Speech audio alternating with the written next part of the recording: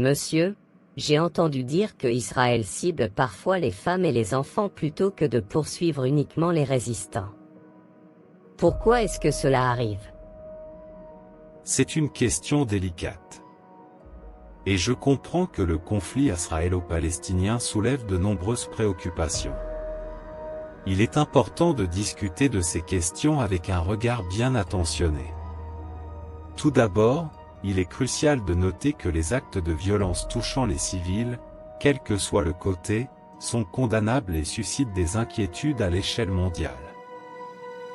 Oui, mais pourquoi est-ce que cela se produit? Le conflit israélo-palestinien est complexe. Et il est difficile de réduire les causes de la violence à une seule explication.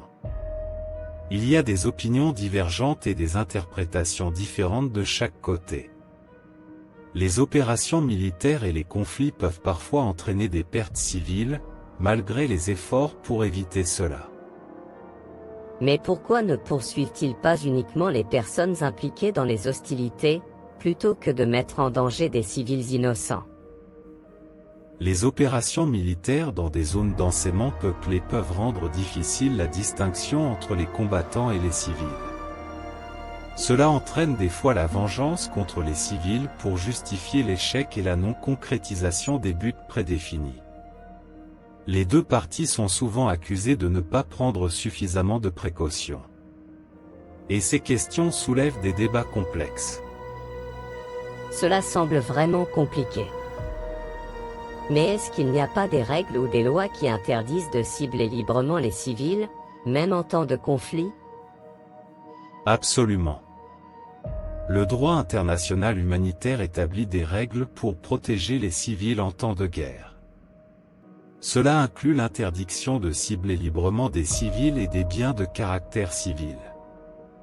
Ces règles sont consignées dans des conventions telles que les conventions de Genève. Cependant, il arrive que ces normes soient violées, ce qui suscite de vives critiques et soulève des préoccupations humanitaires. Donc, lorsque cela se produit, que se passe-t-il?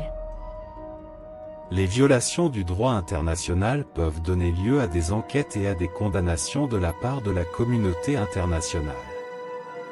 Les organisations internationales, telles que la Cour pénale internationale, peuvent être impliquées pour juger les responsables de violations graves. Cependant, la mise en œuvre de ces mesures peut être complexe et politiquement chargée. Cela semble être un cercle vicieux. Y a-t-il des solutions pour mettre fin à ces violations? Les solutions sont difficiles à trouver en ce moment. Mais elles impliquent généralement des négociations, le dialogue et la volonté politique des deux côtés. La compréhension mutuelle, la reconnaissance des droits de chaque partie et le respect du droit international sont des éléments essentiels pour parvenir à une résolution durable. Mais monsieur, plusieurs conventions ont été signées par les deux parties et la plupart d'eux étaient violées par Israël, m'a-t-on appris. C'est plus compliqué que ce que tu le penses, mon cher.